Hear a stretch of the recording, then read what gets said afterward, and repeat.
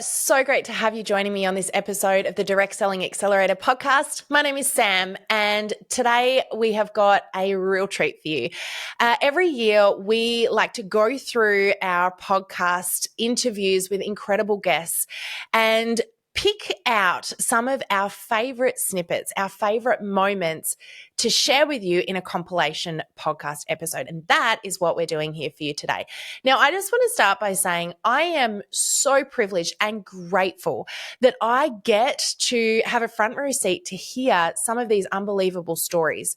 And the people who have been on this podcast that you've had the privilege of listening to, many of them have not only impacted my life as well as yours, but also have become very special friends. And so I am just eternally grateful for this opportunity to be able to do this podcast and bring some of these stories and information to you in your car, in your headphones, in your living room, or wherever you happen to be right now. So what we've done is we've pulled together some of the favorite episodes that you voted for with your fingers or with a click of your button as you listened to them. And so what we wanted to do is grab some of those moments and share them with you. And so as we share each one, I'm going to introduce it so that you know a little bit of context around it. And I hope you enjoy. But remember as well that you can watch the full episode if you're you really love what this person's got to say and you're like, I want to hear the rest of it, or I missed that one. We'll put the links all in the show notes with this compilation as well. So you can click on that and go straight and listen to the full story. But let's dive in.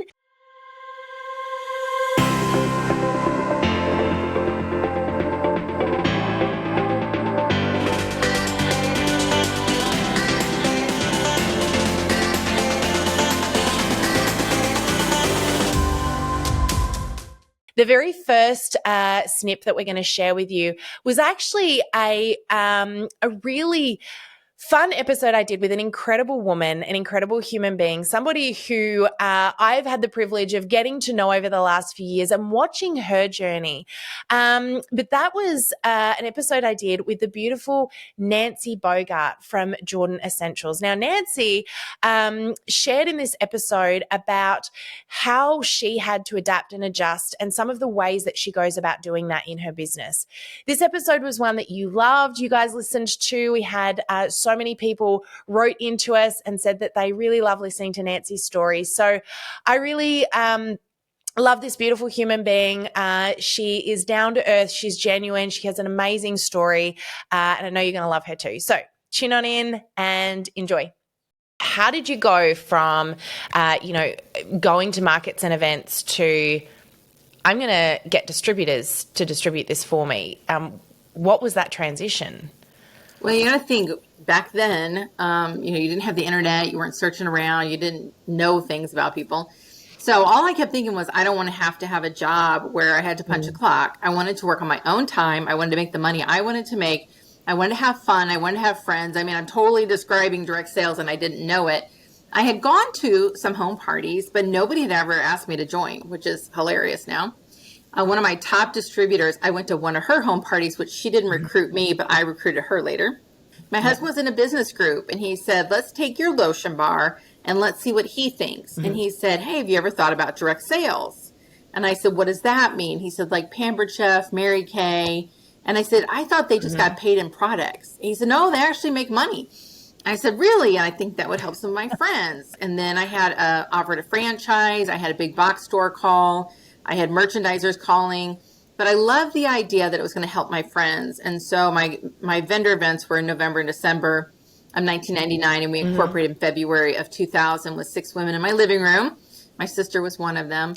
And decided to make this into a business where they could have fun, flexibility, the finances that they wanted to make and take. And I had lotion bars and soaps and a little canvas bag. And our company, actually, our original name was Country Bunny Bath and Body. Adorable.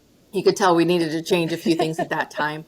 But yeah, so that's how we decided to become a direct sales company. That was one of the best business decisions I ever made, was choosing direct sales. I have had the most fun, the most flexibility, probably the most financial, no ceiling All the and the creativity and the products that we get to bring to market are just so great. We do manufacture our products in Nixa. 90% of our products we manufacture, and the rest have to meet our standards. But I mean, it has been a blast. It still feels new and fresh every single day.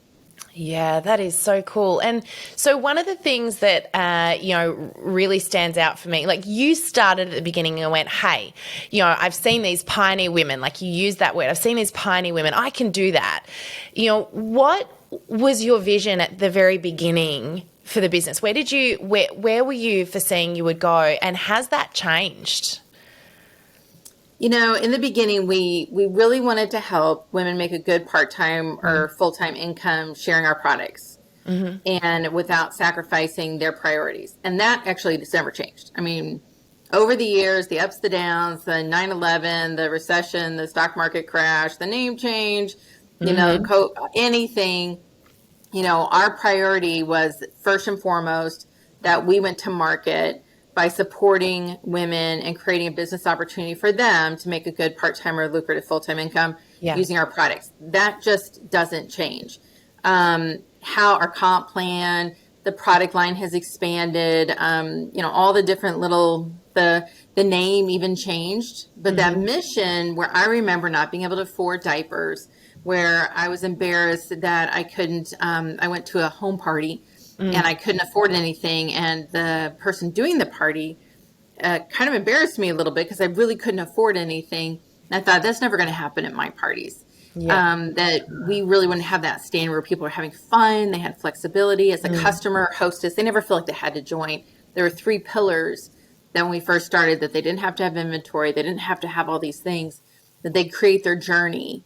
And then we could help them make that little, make it a lot, whatever it was. And that has been so fulfilling. But that has not changed from the beginning to the end. That's super powerful. I'm really glad to hear that. And actually that brings me to the next question that, you over the last 22 years, you've seen, obviously the industry change dramatically, the way that the industry's worked. You said that it was your mother that said, get this product into people's hands. And that's where suddenly, you were selling out and you realized you had something that people wanted. We've gone into a season in the industry where getting things into people's hands has become harder and harder to do. How have you continued as a business to, continue, I guess, growing, but also how have you had to transition from, that amazing advice that your mum gave you at the very beginning? It is the funniest part of it all is 2021 was our biggest and best sales year. When everything is shut down, it was the best. I think it's because of our relationships. I know it's so cliche to say, but people are just attracted to being with us. You can see when people come into our company, and if they're those people who kind of have that little slimy MLM kind of vibe, or they're not quite on the same track with us, or they're looking for something that isn't really super genuine, they almost like immediately bounce off this, positive shield. We just expanded through stories and almost like, you would tell somebody back in the pioneer days, oh, try this, I'll help you with that. It was sister helping sister, mother and daughter, aunt to aunt. Actually, when we couldn't put it in their hand, we had the most growth, which I find crazy, just by sharing stories about being genuine, about being kind. And I think that showed up in such a big way in a time where people needed it, that we've actually had more sales when I was trying to sell less and just care a little bit more. So we didn't have to get into their hands, and we became a great referral. Oh, you'll want to try this, you'll want to try that. So it became, we had a nice tipping point at the end of 20, and then 2021 was just crazy. And this year in 2022, we're going to end really, really strong. Unlike a lot of companies, I'm just like, well, we're a little speedboat. I'm not a big barge waiting for the waves to come crashing down. We're pacing with 21. I'm pretty stinking excited. I'm like, go Jordies. That's what we call them. Just keep loving people and keep sharing products. So that's it. It's without putting in their hand. You can kind of put it in their heart. I know that sounds so cliche, but it's really what's happening. I love that. It's so fun. It's so fun. Oh, that's so great to hear. And it really mirrors what we have been noticing as well about your amazing distributors. And as you know, we inside of our trainings we work with people from different companies all over the globe. And every time we come into contact with a Jordan Essentials distributor, the relationship has been, we don't have to teach them the importance of building the relationship. They get that. They understand the importance of it. And it's really funny because, I love that you guys have proactively sought out that relationship building aspect, because that is the most powerful thing that you can do at the moment on social media, and it sells without selling. I love that you guys are doing that and you're really encouraging that with your field. What are some of the ways that and we're going off on a tangent here, but I did warn you that would happen. But I want to ask the question, what are some of the ways that you encourage them to focus on the relationship first, even if it's not in a party or a demonstration scenario? What are some of the tips that you provide your field? Say, hey guys, this is how you do that. This is how you build that all-important relationship. We spent quite a bit of time just recently talking about listening to what somebody needs, and they might need something that we don't have, and that's okay. So listening to that person instead of being on the sell, because it's all gonna, if we have the solution, it's what they need, not what we need. Yep. We have sales quotas, or somebody has to be a qualified leg in your compensation plan. I said, that person's not thinking about being a qualified leg. That person's thinking about what they need for their family. When you listen closely enough, you find out what they need. If you're friends with people on Facebook, you see what they need in their lives. And then I have a friend of mine I'm going to have coffee with Saturday, and she can't come to an event that we're having because she's watching her grandkids. Perfect example. Yeah. If somebody could use really a little foot care set or a little bit of free time, just have coffee. She really needs coffee and not come to my event. So we're going to have coffee together. But teaching about how when you are holistically into the relationship. So my husband is getting his doctorate, but he said something, I thought this was so good and absolutely could be the key of your listening audience today. It used to be speed of the leader, speed of the team. And it's the best communicator has the best followers. They want to hear somebody communicate something of value, and then you have their attention that they'll follow. But it's a value-added edutainment, as it were, that is endearing because it's a good communication. But also, it's so much more fun than selling something or posting something or poking people with something you have. And then when you do have something that they need, they're like, I'll get that from Nancy, or I'll get that from Jordan Essentials. And really, if we miss this whole speed of the leader. So I like how everything is shifting right now, personally, so much better in our industry. Yeah. And, I'm just going to come back for a second, because you just used a word that I'm going to call my word of the day here. You just said edutainment, and I love that. Right.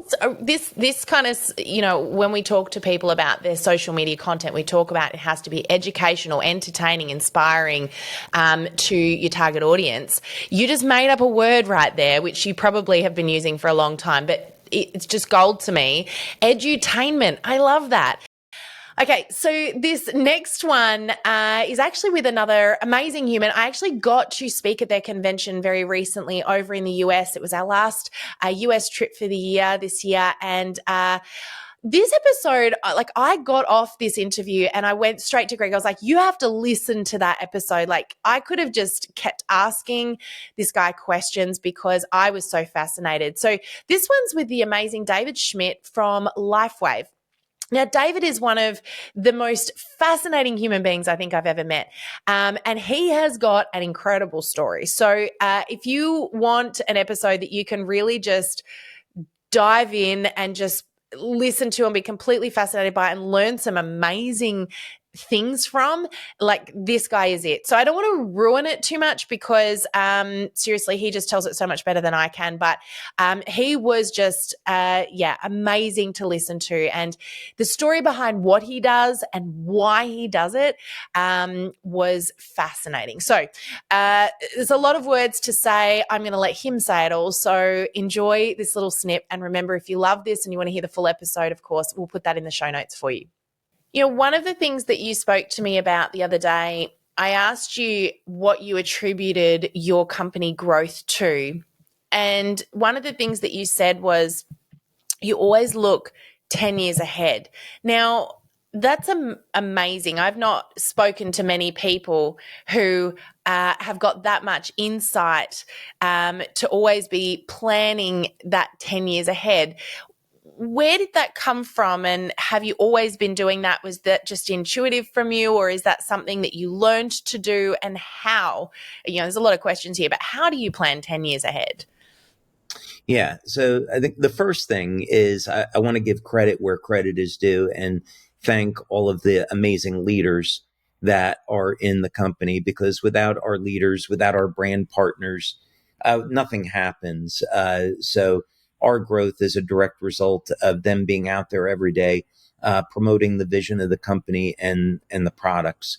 So that would be number one on my list. But in terms of looking towards the future, I would say this is just something which makes great business sense, because if you want to be a leader and you really want to be ahead of the curve, you have to be thinking about, well, exactly what will society look like 10 years or 50 years from now? Mm-hmm. So I think this has been something rather normal for me, which I'm very grateful for. But it's certainly something that any management team can be thinking about. We're often so very caught up in what's going on day to day and thinking, well, where do we want to be 6 or 8 months from now? We should really be thinking, is there something out there that is going to displace us in 2 or 3 years and make us irrelevant? And what type of trends will we see in the world over the next 5, 10, 20 years? So as an example, going back 3 years, I set up a project to develop a new type of drone technology. And because I saw, well, coming down the road, 5 years, 10 years, drones will be an everyday part of life. And our products will be delivered by drones. So maybe we can create some new technology. So eventually our brand partners can get delivery of our products within an hour by a drone. And that can be something that we do. Yeah. I love this. Okay. So where is this technology invention now? I mean, that was 3 years ago, David. Yeah, well, a funny thing happened in the lab. So I started this project with my son. It was started very humble beginnings, just to be a father-son project. And we ended up creating an entirely new method of generating power on drones. And we're getting ready to break the world record on drone flight. So, wow. Yeah, we have Lockheed currently holds the record at 39 and a half hours. And our drone is going to be able to exceed 40 hours of flight time. So we've had meetings with the Red Cross and a number of other organizations. We basically want to use this technology for humanitarian efforts, as well as some other applications eventually within LifeWave. Wow, that's really cool. I really would love to be a fly on the wall in your lab, I think. That sounds like a lot of fun. You might regret that. Yeah, I would regret that, would I? We don't like flies in the lab, he says. Right. So I've got to ask, have you had any crazy inventions that just haven't panned out? Ideas that you had that surely you have. You've got to share with us. There's got to be a fun story in there somewhere for. Yeah, I would say that we have, like, at any one time, we will have 20 projects, 30 projects that are going. And they're not all intended to be a product that ends up at the market. The intention is to do the experiment, to learn, and to see what comes from it. So I would say that many of the projects and the inventions, they actually do work. I guess one of them that's kind of fun is I invented a new type of nanotechnology foam. It's very lightweight and very, very strong. And 2 years ago, I made nanotechnology frisbees out of them, and I gave them to a group of our leaders that were on an advisory board as a gift. So that was a fun thing that we did. That was a fun thing that we did. Yeah. I love it. I feel like walking through your home, there would be all sorts of crazy fun things going on in your home that just, you can't see anywhere else. So it sounds like a fun family environment, that's for sure. Yeah, I would say for many years, one of the things which was fairly harmless, that I would experiment with in the house is water, new methods of processing water. Although back in my 30s, I would do experiments in the garage, and I had a few of them that didn't go so well. They caught fire, and fortunately, no one was hurt in the process. Yeah, but you gotta break a few eggs to make an omelet, as they say. So water becomes much safer in the long run to play with in the home. Water is much safer, and as it turns out, much more interesting. I love it. Now, I've got to ask though, I mean, you obviously come from a background of being an inventor, which means that, you're able to look 10 years ahead as far as what's the next invention, what's the next product. Is this thinking 10 years ahead process still relevant to, say, a solopreneur, maybe a leader or someone in direct selling who's growing their own business within a company? How does this apply to that individual? Yeah, I would say for anyone that's a business owner, regardless of what you're doing, if you're not thinking, what will the world look like in 5 years, 10 years, even 20 years, then you're missing an enormous opportunity. And you're also taking a risk by saying, okay, this is my product today. And you're making an assumption that it's going to be relevant 5 or 10 years from now. And that may not be the case. So, for example, in the field of nutrition, what I would say is the way that we think about vitamins and minerals today is going to be very different in the future. The way that people select what type of nutrition that they're using. We'll think much more about nutrition as information systems, and how are these nutrients affecting the energy generating process of the body, the communication systems, and we'll select supplements on that basis. So, I think that would probably be one example. But for anyone that owns a company, if you're not thinking ahead, you're really saying my product's going to be around forever, and I don't need to keep innovating, and that's a huge mistake. Yeah. And so, that's a really good point. I think a distributor in the field should potentially also be looking ahead at your corporate team, at your, I guess your founder or your development team, and be asking the question, what's coming, as much as what are we dealing with right now? Because they hold the ticket to, the future of the relevance of your products. But talking about what's in our control and what's not in our control, and speaking into the brand partners now for a moment, what are some of the steps that people could take that are in their control to be future planning their business? So let's just say I don't get to control the products that the company I work with create, but as a brand partner, are there some things that I can do to future plan my part of the business? Yeah, I would definitely say so, especially now with the advent of AI. If a brand partner is not staying up on what's happening in some fairly good detail, they risk falling behind. Now, the great thing about our industry is that it's always going to be about building personal relationships, face-to-face selling. I don't think, and I certainly hope, that element of our industry ever goes away.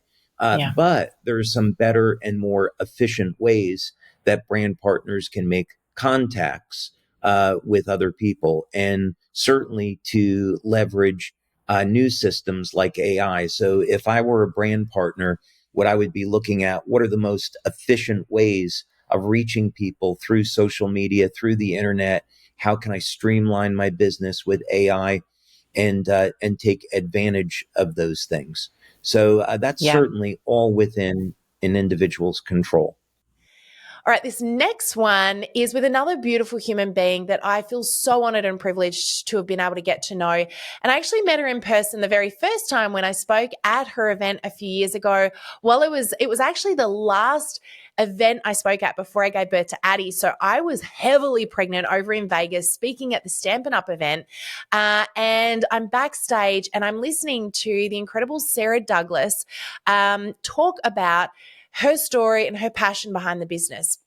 And as Sara was up there on that stage, she said something that I knew had to get repeated on this podcast. And I wanted to share with you because for me, it was a message of core whys. And as I was interviewing Sara and asking her about this, she told the story about how she got to this why. And I didn't realize until doing this podcast episode that day I heard her share this why was the very first time she had publicly spoken it out. And it was just a really powerful, special moment. And so Sara shared about the core reason why she shows up every day, which is to eradicate loneliness. I know you're going to love this little snip. She is a very, very special human. Again, she's got an incredible story and an amazing business and just such a big heart. So I know you're going to love this. Again, if you love it, you want to hear the full episode, go on in, click the button in the show notes and listen to her full story. But here's a little snip to get you excited. One of the things that really stood out to me when we first met you, I met you at the conference in Vegas, and I think I spoke, and then I was sort of backstage, and I sat back and listened to you go out and speak. And both Greg and I, you said one thing that Greg and I both turned to each other and went, wow, I love that. I think that sums up not just your company, but so much of this industry. But you said it in such a succinct, beautiful way. And that was that you're here to eradicate loneliness. And I love that. Where did all of that come from? What was the sort of, I guess, the passion behind that? Was that yours? Was that always the intention of the company? That's a really great question. So, and funny story, actually, the eradicate loneliness, like those two really powerful words came from a board meeting just in the past few years. I actually think when you heard it, it might've been the first time that I actually spoke those words out loud to our field, because it was a few years back. I was in a board meeting and I remember our advisory board pushing on me a little bit. That's what they're supposed to do, right? It's supposed to be a little bit of pressure.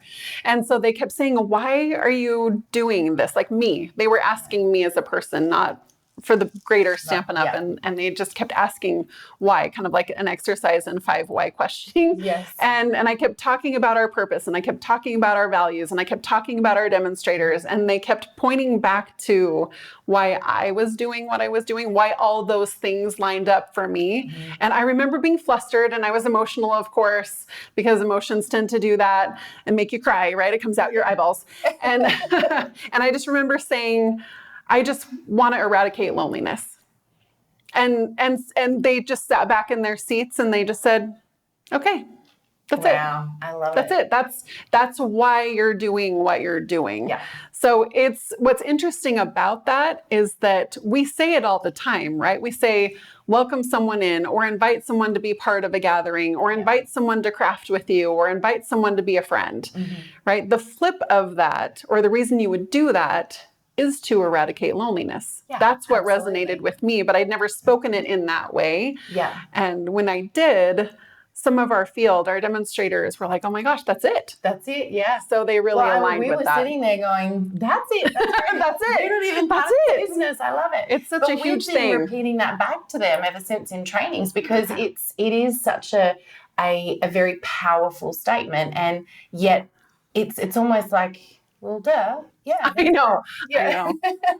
Isn't it great, though, when you can put the words to it? But I do just want to come back to the why thing for a sec, because I think a lot of people who are trying to grow businesses in direct selling haven't stumbled on their why. They probably think the company needs to have, a mission statement or a why, but I don't. I can just share theirs, and you might, but for the vast majority of people, I think the magic is understanding. And like you said, it was that when you get to your why, it is an emotional thing, right? Because it's tapping into your your personal values, your heart space. I think it like a lot of insight for them to push you to do that. They're smart. And very powerful. Is that something you encourage your demonstrators to also do, is find their own personal why? Yes, we've talked about it at multiple events. I've talked about it a lot, I think because it was so impactful for me. Yeah. And I kind of held it close to the vest a little bit for a little while because I was like, this is for me. It doesn't need to be for anyone else. What's interesting about a why, when you find it and then you turn around and share it, it can also help someone else articulate their own. Yeah. And so yeah, I think that there is power in discovering what your personal purpose is. And if it aligns with a company that you're with, that's 10x, right? Because then you're amplifying that mission and that purpose in an aligned way. Yes. And you're moving in the same direction. And so I think that's powerful. Yeah. Doesn't mean it has to be the same, right? No, it shouldn't be. But I think that there'll be a congruence there. Yes, Yeah, absolutely. I love it. And so let's talk a bit about the community element, because you are really passionate about community. You talk about it a lot. And you also have talked a lot about the bringing together of people. How are you using that in sort of your 2025 plan this year? What does community look like for Stampin' Up? The way that we think about community is probably in the way that you might think, but we're going to tweak it just a little bit. We're leaning a little bit more into experience, right? We have a really great product. Everybody's got a really great product, right? Yeah. And a lot of times we lead with product or we lead with opportunity. We're starting to lead with experience. We're starting to lead with community because the product is the vehicle. It might be the reason we get together, but it's not the thing that keeps us glued together, right? It's not the thing that brings us together again. It's the connection that you make, right? And the relationships that you build with one another that amplifies what you're doing. So I believe that community can transcend product. I love that. And so we'll lead with that. We're going to lead with the community piece. I think there's so much power in that, and probably something that I think you guys are probably leading a bit with at the moment. There are a lot of companies, a lot of people out there that are saying, I need to lead with the product or I need to lead with the business, because there's this assumption that that's what makes my business unique and valuable. But you've recognized and you're encouraging them in the space that actually it's the people they bring together, the product and the business as a tool, and you're advocating for that. I think that's really beautiful. Well, each demonstrator, right? Each person is what's bringing the value. Yeah.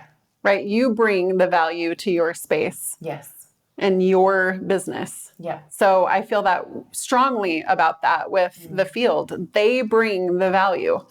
Yeah. What they do is awesome, right? Yes. But they are what's most important. So how are you empowering them to really build community? What strategies are you giving them to help them with that this year, or to encourage them to do that this year?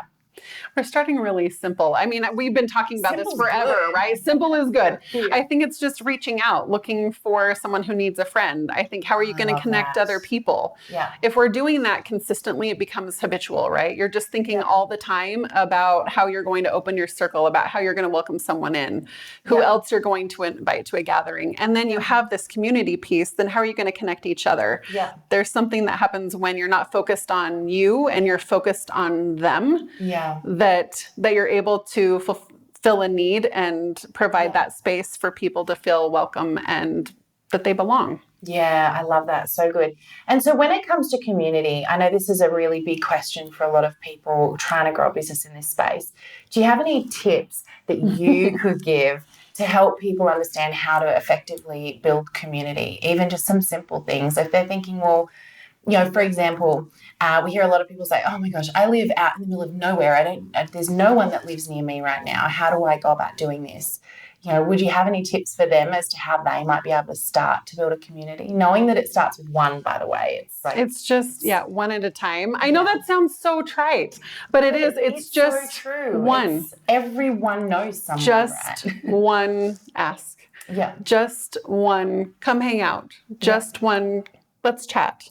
Yeah. Just one comment. Get us out of our comfort zone a little bit. Just reach out to one person, someone new. Yeah. All the time. Yeah. And we'll be surprised what that brings back. Yeah. I think I saw something on social media about how so many of us wish to be part of the experiences we see, the communities we see. Yes.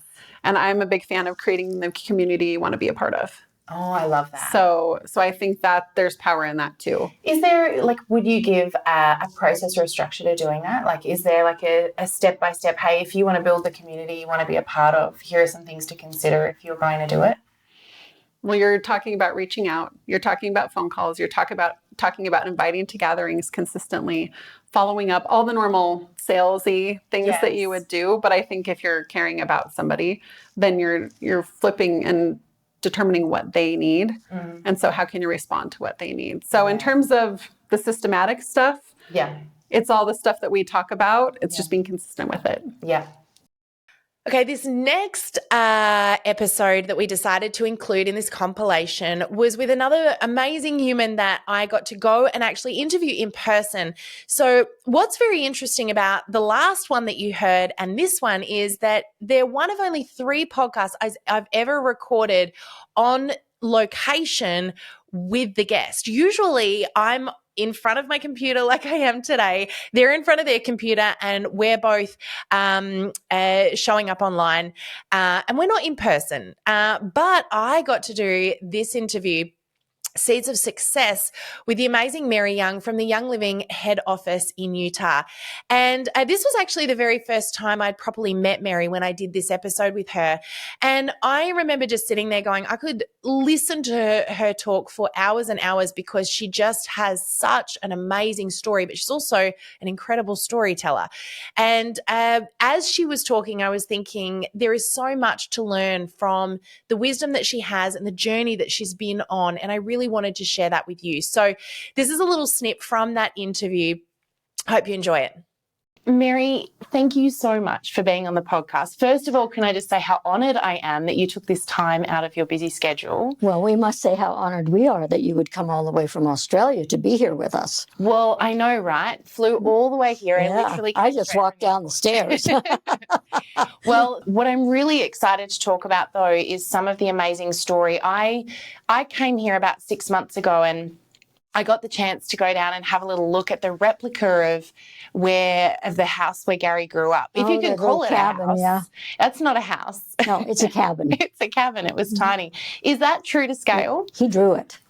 Wow. He drew the plans for it. Yeah. Wow. It's exactly like how it was. Yeah. So it is such a special place coming here, and there's a lot of history I can see, but I'm really excited to hear a bit about your personal history. And I've had a few little people in my ears telling me a few fun things about you. So I'm going to kind of poke the bear here and ask a few questions about your background. But first, do you want to start off by telling us a little bit about your childhood, Mary? My childhood, perhaps you could say, is just like any other child's normal, ordinary childhood. Nothing spectacular, except that my mother and father were both extremely musical. Mm-hmm. We had a piano, we had an organ. They could both play by ear. And I was this little tiny girl with blonde ringlets and great big blue eyes, and I had a pretty little voice. And I can remember my first performance when I was 3 years old. And I had on a lime green satin dress. And the only thing I remember about it is, the swishing of it, which is what a little girl might do. But I sang I Love You Truly at someone's wedding. I don't know whose wedding, and I don't know where. But that's the only memory I have of it. And I just continued singing all my life, growing up, everything. Lots of plays, lots of musicals, singing in high school. I mean, the stories go on and on and on and on. And in my mind, I wanted to go to Europe and sing. I wanted to sing opera. I wanted to be an opera singer. My mother loved opera. They both my parents loved beautiful music. So we had music in our home every day from the day I was born. My mother played the accordion and yodeled, and she went on the rodeo circuits. And she wouldn't let me yodel because she said it was bad for the vocal cords. But she loved it, and I think she was more of a performer than I was. Wow. But I'm the one who got the education. So after I graduated from high school and I went to the University of Utah for a couple of years, and then I wanted to sing. I wanted to study in Europe. So I got on an airplane and I went to Europe. I was 19 years old. When you sing in the music world, you memorize it. You go out on stage and sing what you've memorized, and then you go off stage and you're done. Yeah. Not so when you're in business. No. When you go out on stage, you have to talk. Yeah. I was so afraid. Mm-hmm. But I discovered that you could talk about something that you love. And I loved what I was doing. Yeah. And so I just talked. And I had fun, just like we're talking now. And I found that I could help my people because they could do the same thing. I had lots of people that were always afraid. And I'd say, hey, Barbara, stand up and tell us what you think about, say, peppermint. Yep. Well, either you look dumb or you stand up and talk about peppermint. Well, if you love peppermint, it's easy to talk about. It's easy. Yeah. Whatever it is. I love that. That's so true. It is. I think people overcomplicate it, don't they, when they're worried that they have to know everything. I can't talk about it till I know it all. Well, I can tell you some funny stories with Gary. Oh, my goodness. Because I always made it simple. Yep. It's not complicated. If you want to build a business, look for somebody who has a burning desire. For me, it was someone who loved the field of health and someone who likes to talk a lot. Those are my 3 ingredients. And that's what I taught from stage. Yep. That's what I taught them to look for. So really that's the essence of knowing exactly who your target customer is. Absolutely. I love it. Well, in our industry, simple. It's mostly stay-home moms. Yeah. You get a lot of people who don't, let's say they didn't finish college or they only went for a couple of years or maybe they didn't go at all. Yeah. They don't know how to do a business. They don't know what to say. Yeah. They're scared to death of all those people out there. And I used to say, hey, there's no difference between one person in the audience or 100 people in the audience. Mm-hmm. It's just the same. Yep. I said, if it makes you nervous, don't look in their eyes. Look at the back of the room. Talk to the wall in the back. Yep. But it's fun. Just have fun. Yeah. Just tell them how you feel. And it was because of my shyness. And when I say that, people say, oh, Mary, come on, don't give me that. But I really was. My favorite thing is being a person who sits in the last row and never has to speak or say anything. Yeah. But that's not my lot in life. It didn't turn out that way for me. But that's where I was the most comfortable. Yeah. So I taught the very thing that I did. Mm-hmm. And it was just to have fun. Just tell people how you feel. Talk about what you know and what you love. I spent all my time teaching my people. Mm-hmm. And as a result, I built very strong depth. Mm-hmm. And you know, the secret to making money in this industry is having the width. But when you have the width that you need, then you build deep. Mm-hmm. That's where the volume comes from. Yep. And I did that because I was afraid to go out and talk to people. And I also felt like it's only fun if everybody's making money. And so when I sponsored someone, I wanted to make sure that they were successful. Yeah. So I gave my heart and soul to whomever it was to help them build so that they could be successful. Well, what does that do to an organization? Mm-hmm. It builds a powerful organization. Yep. And I did. I had a very strong, powerful organization. And we go to conventions. Oh, we had so much fun together. But it wasn't about selling product or teaching. It was celebrating their success, having fun, laughing, being together. And I loved the people I was with. I loved the people in my organization. And in the 10 years that I built, I never had one person leave to go to another organization. Wow.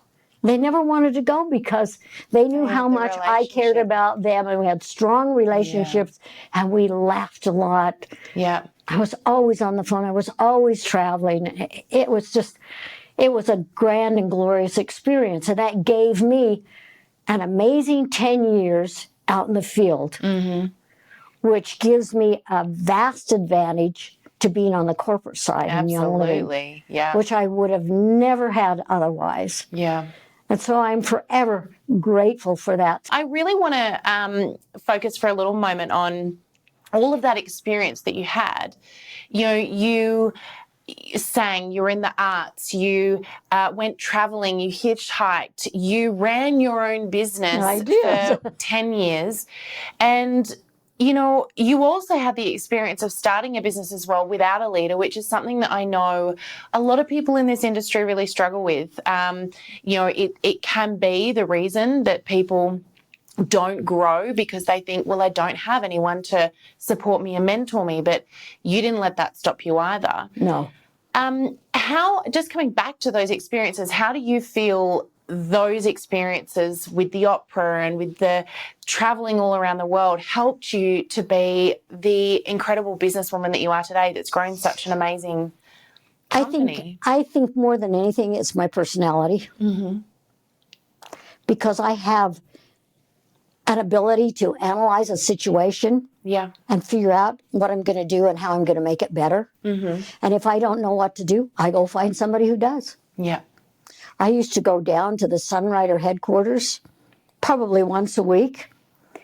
And I didn't understand the marketing plan. I learned it in sections like this. I would reach this level, and then I'd go find out how to get to this level. Yeah. And then I'd go find out Little how to get to steps. that level. Mm-hmm. And I just ask questions. Yeah. How do you do this? How do you ask a person? How do you get someone interested? Yeah.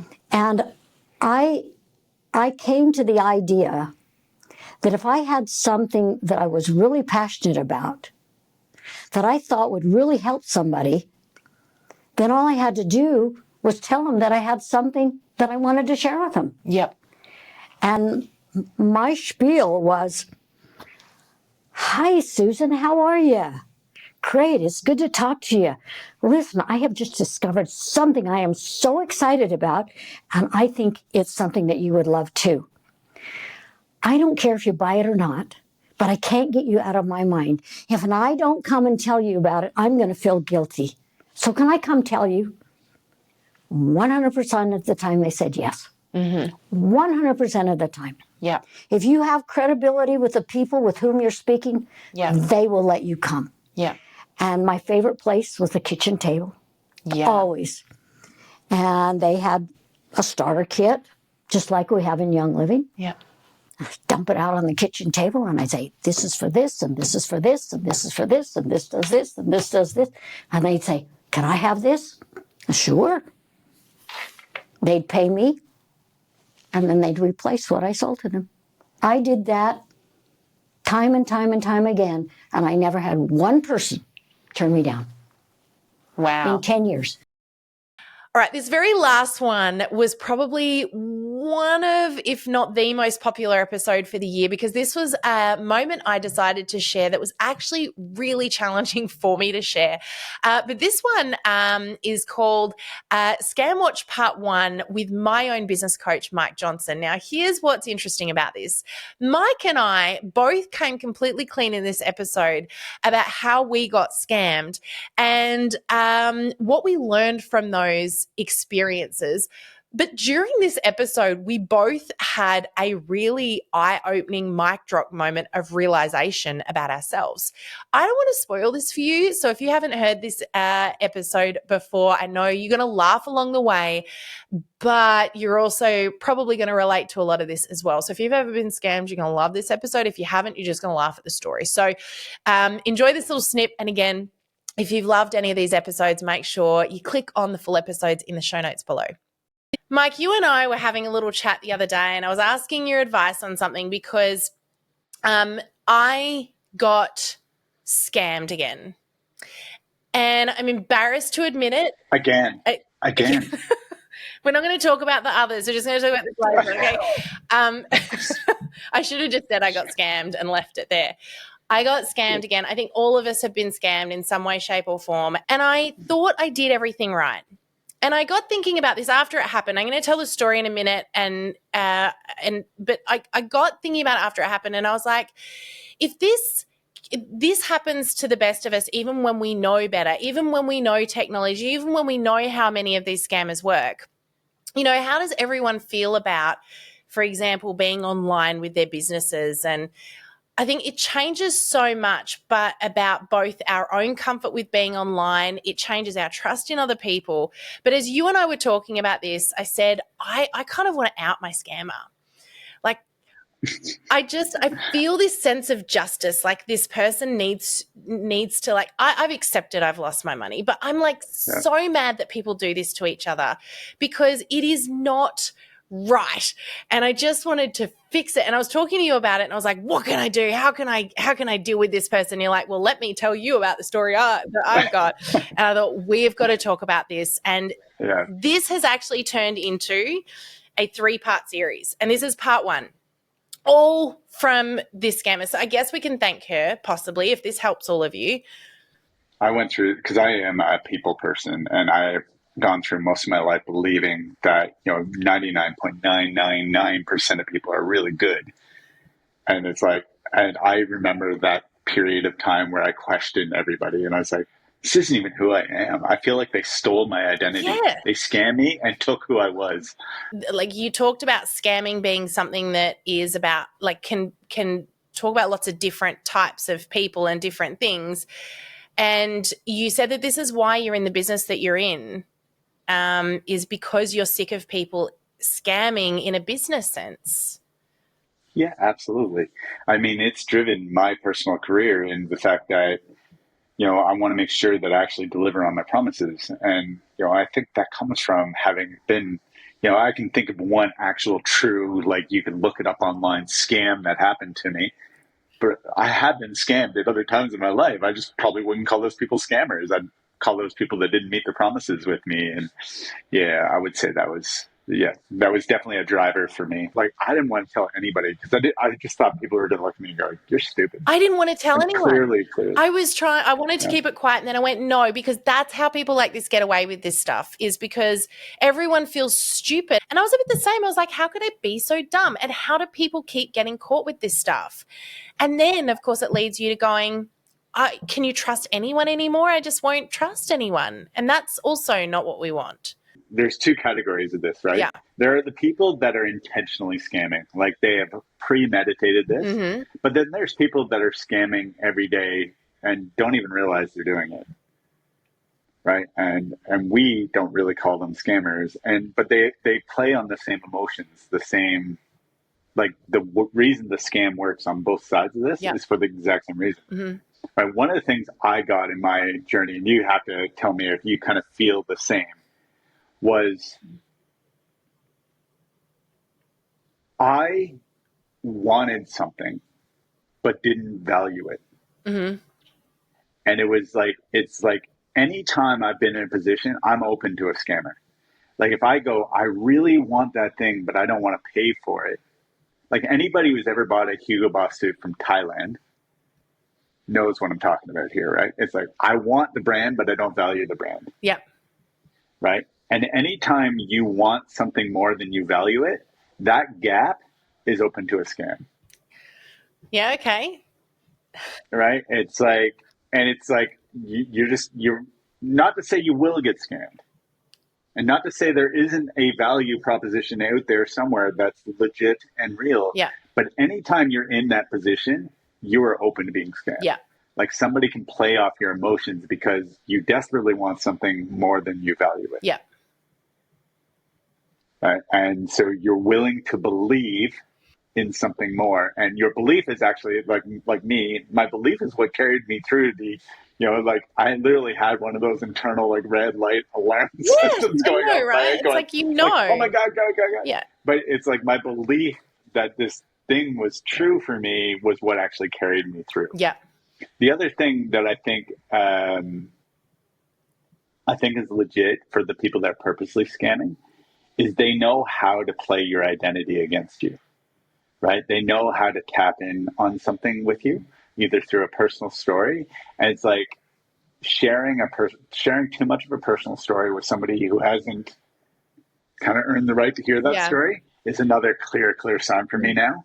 It's like, if you're really going into an emotive story and we've just met, I know that there's some manipulation at play here. Yeah. Now, it could just be manipulation because you want my sympathy, but there is manipulation here, But in right? both And of so these if that cases- manipulation has a credit card attached to it, Yeah. I am very likely to pull back. Yeah. And in both of these cases, that is what's happened here, where we're getting this information that you wouldn't otherwise get that does pull on emotion, because I guarantee you I would have pushed a lot harder for a lot more information had I not had the cancer story thrown in.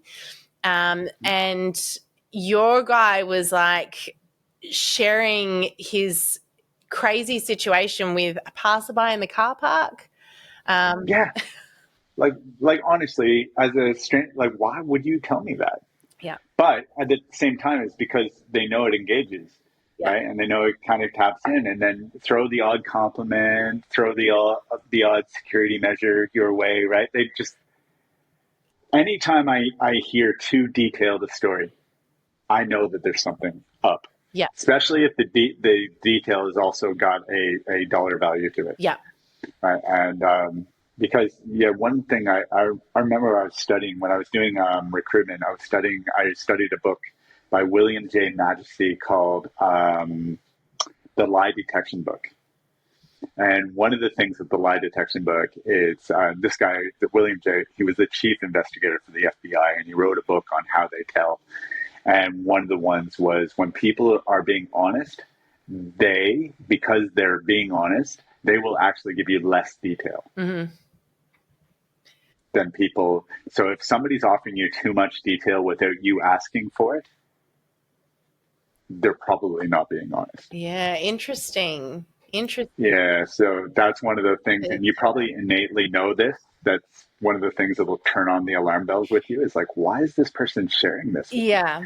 I'm mad that people do this to each other, and it gives other people who are doing the right thing a bad name. And it's what frustrates me about, as you identified, so many industries, but in particular, the industry that we're in direct selling, where, you know, there are a lot of scammers out there. There are people that have done and continue to do the wrong thing, and it makes it hard to grow a business in a space that is actually a really beautiful, really special industry that does change lives every day. And I was like, I am angry at the fact that people do this, and it actually causes mistrust ongoing for other people. It's the way that people look at each other changes. And I'm like,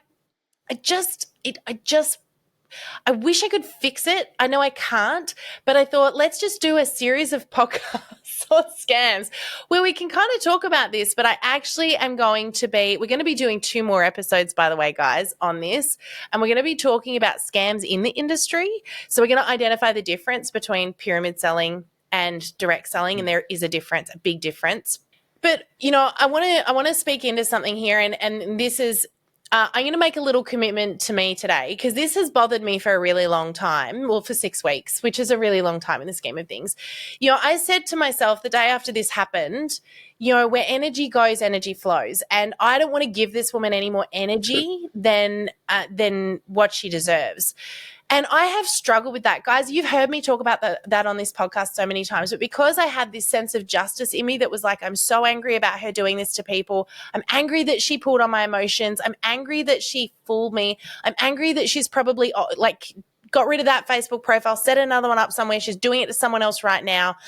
And I went, I need to stop putting my energy in this space. So on one hand, you know, today is my line in the sand. Like, we're recording this episode because I want to talk to you guys about scams. We're going to do 2 more episodes, which I'll explain to you in a little moment, because I know that this is such a common thing. And I know that if Mike, you and I are battling with this, probably many of our listeners are also have either been burned or they're currently going through a feeling of mistrust or frustration because of people doing the wrong thing in this space. The other thing I do want to say with this too is I just want to send some love out there to all of the scammers of the world, because, Mike, there's a reason they're doing it. And we all, like you identified, and I think this was a bit of a mic drop moment for me today, we all have a little scammer within us. Okay. And we all feel like we have done the wrong thing at some point, or we perceive that maybe we're not good enough, or we're not worth what we say we're worth, or whatever it is, whatever that is for you. I know that, you know, we've got these same feelings. We've just identified live with you guys on this podcast today.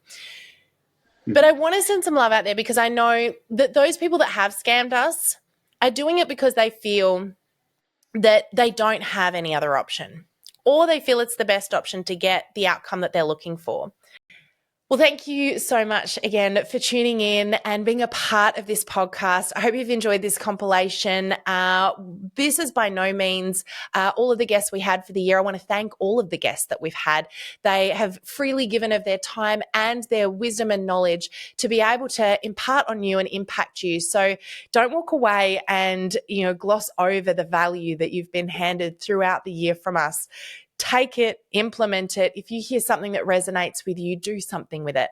But thank you again so much for tuning in. Make sure you hit the subscribe button if you haven't done that already so you don't miss out on any upcoming episodes. And please do me the favor of sharing this podcast with a friend and help us to impact more people around the globe. But thank you again so much for tuning in. We appreciate you, and we'll see you on the podcast again next week. That's it from me. Bye for now. Thank you for joining us in this episode of the Direct Selling Accelerator podcast. If you love listening and you found that this was helpful for your direct selling business, please like and subscribe to our YouTube channel. You can also check out the recommended video that's popped up on your screen right here. I look forward to seeing you again next time. Bye for now.